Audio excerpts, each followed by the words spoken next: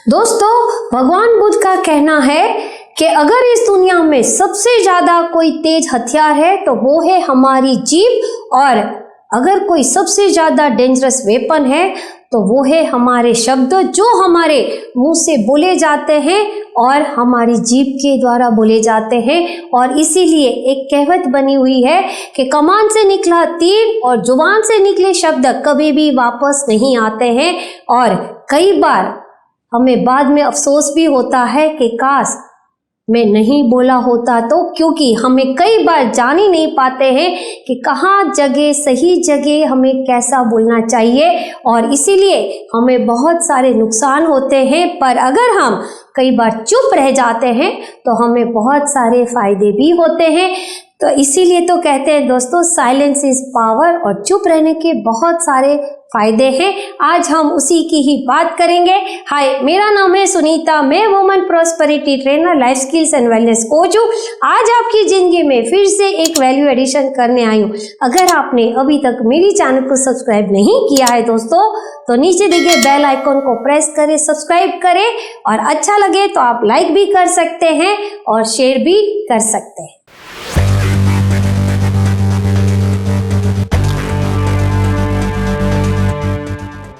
दोस्तों, एक छोटा बच्चा 2 साल के बाद बोलना सीखता है, वहीं एक व्यक्ति को सालों निकल जाते हैं ये सीखने में कि कब, कहाँ, क्यों और कैसे बोलना है। क्योंकि कई बार हम ये जान ही नहीं पाते हैं कि हमें कहाँ चुप रहना होता है और कहाँ बोलना होता है। दोस्तों, शब्द जो है ना, वो हमारी सबसे बड़ी स्ट्रेंथ है और कई बार सबसे बड़ी वीकनेस भी बन सकती है। अगर आपके द्वारा अच्छे शब्द मुंह से निकलते हैं तो आप हजारों काम निकलवा सकते हैं, वहीं पर ही वो आपको लाखों नुकसान भी कर सकते हैं। तो आइए आज हम जानते हैं कि हमें कहाँ चुप रहना है। स्टेप नंबर 1, जब आपकी कोई फीलिंग समझने वाला ना हो वहां पर आप चुप रहे। दोस्तों, कई व्यक्तियों को ऐसी आदत होती है कि बहुत सारे लोगों के पास जाकर अपने प्रॉब्लम्स को शेयर करते हैं और बोलने ही लगते हैं, और ये सोचते ही नहीं है कि सामने वाला मेरी फीलिंग समझ रहा है या नहीं। इसीलिए अगर वो आपकी फीलिंग्स को नहीं समझ रहा है तो वहां पर आप चुप रहे और ऐसी जगह बोले जहां वो व्यक्ति आपकी कोई फीलिंग समझता हो और वहां से आपको सॉल्यूशन मिलता हो। क्योंकि आप कितनी बार अपने प्रॉब्लम्स को हर व्यक्ति के सामने बोलेंगे तो उधर से कभी भी कोई सॉल्यूशन नहीं निकलने वाला। इसीलिए हर जगह अपने प्रॉब्लम शेयर ना करें, वहां पर आप चुप रहे। पॉइंट नंबर 2, जब तक पूरा नॉलेज ना हो तब तक आप चुप रहे। दोस्तों, रीन जाय का कहना है कि सिर्फ आप ही नहीं, दुनिया में ज़्यादातर लोग जो हैं वो अननेसेसरी ही बोलते हैं, और इसीलिए ऐसे जो लोग हैं उनका ज़्यादातर मजाक ही उड़ाया जाता है।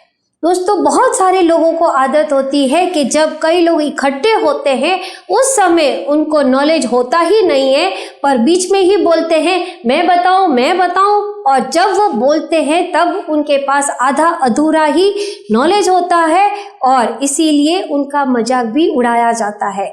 और दोस्तों, हमेशा याद रखें, जब तक आपको कोई भी बात का या कोई भी चीज़ का पूरा नॉलेज ना हो तब तक अपना मुंह ना खोले, वहां पर आप हमेशा ही चुप रहे।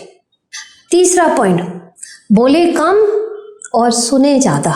दोस्तों, आजकल हमारे में से सबसे ज़्यादा सबको बोलना ही पसंद है, सुनना किसी को भी पसंद नहीं है। सब चाहते हैं लोग मेरी बात ही सुने, मेरी बातें सुने, पर मैं किसी की बात ना सुनूं। और हम ज़्यादातर किसी की सुनते ही नहीं है, ना हमारे मन की और ना ही हम दूसरों की। पर क्या आपको पता है 90% काम जो है वो सिर्फ सुनने से ही हो जाते हैं, 10% ही हमें बोलना होता है। और इसके ऊपर मैंने अपना एक वीडियो भी बनाया है, अच्छे श्रोता कैसे बने, जिसकी लिंक ऊपर दी गई है, उसको आप जरूर सुने। दोस्तों कई बार ऐसी सिचुएशन भी आ जाती है कि हमारे पे कई बार हमारे फ्रेंड्स, रिलेटिव्स या फिर हमारे बॉस भी कई बार गुस्से होते हैं और कई बार उनको चिल्लाने की भी आदत हो जाती है। अब इस सिचुएशन में आप क्या करेंगे? बस कुछ ना करें, इमीडिएटली रिएक्शन ना दें, क्योंकि हमें ज़्यादातर इमीडिएटली रिएक्शन देने की आदत होती है। इससे सिचुएशन और भी बिगड़ सकती है और उस समय आप सिर्फ चुप हो जाएं और जब थोड़ी शांति हो जाए तब आप शांति से उसका रिप्लाई दें। पर इसका मतलब ये नहीं है कि हमेशा ही हमें चुप रहना होता है। नहीं दोस्तों, सिचुएशन देखकर उस सिचुएशन को आप हैंडल करें और हो सके तो उस समय चुप रहें, पर बाद में आप उसका रिप्लाई जरूर दें, क्योंकि अगर आप उसका रिप्लाई भी नहीं देंगे तो वो आपके चुप रहने की कमजोरी को सदा के लिए मान लेते हैं, जो आगे जाकर बहुत ज़्यादा नुकसान भी हो सकता है।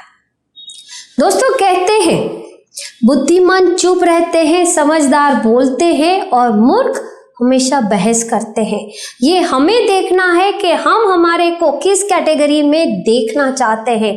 क्या हम ज़्यादा बोलकर, अननेसेसरी बोलकर हमारी इमेज बिगाड़ना चाहते हैं, या फिर बुद्धिमान की तरह चुप रहकर हमारी इमेज को सुधारना चाहते हैं?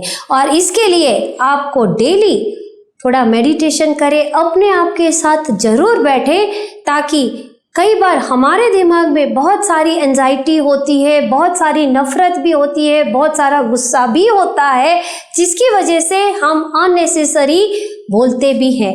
तो ये सारी चीज़ें जो है वो चुप रहने से, मेडिटेशन करने से, शांत रहने से कम होती जाती है।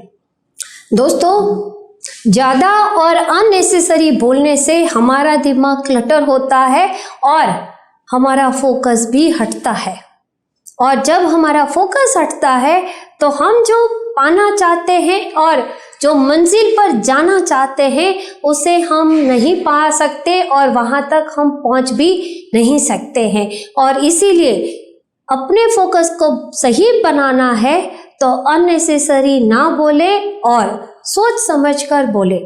दोस्तों हमारे उपनिषद में भी कहा गया है कि शब्द हमारी ब्रह्म शक्ति है, और अगर हम इसे सही जगह और सही समय पर उपयोग करते हैं तो वो हमारे लिए एक ब्रह्मास्त्र का भी काम करता है। अगर हम ये नहीं कर सकते हैं तो हमेशा चुप रहें। अगर आपको मेरी वीडियो पसंद आ रही है तो नीचे दिए गए बेल आइकॉन को प्रेस करें, उसे लाइक भी करें और उसे शेयर भी जरूर करें। अगर कोई और सब्जेक्ट पर भी आप वीडियो देखना चाहते हैं तो नीचे दिए गए कमेंट बॉक्स में लिखें, मैं आपके लिए उस सब्जेक्ट पर वीडियो लेकर जरूर आऊँगी। तब तक अगर आप भी सही जगह और सही समय पर बोल नहीं सकते हैं दोस्तों, तो जो मैंने 3 स्टेप आपको बताए हैं चुप रहने के लिए, उससे ज़रूर फॉलो करें। पहला, अगर आपकी कोई फीलिंग्स को समझने वाला नहीं है तो वहाँ पर आप चुप रहें। दूसरा, अगर आपको नॉलेज नहीं है, आधा अधूरा नॉलेज है, तो वहाँ पर भी आप चुप रहें। और तीसरा, बोले कम सुने ज़्यादा। इससे आप देखना आपको रिजल्ट जरूर मिलेंगे। Thank you.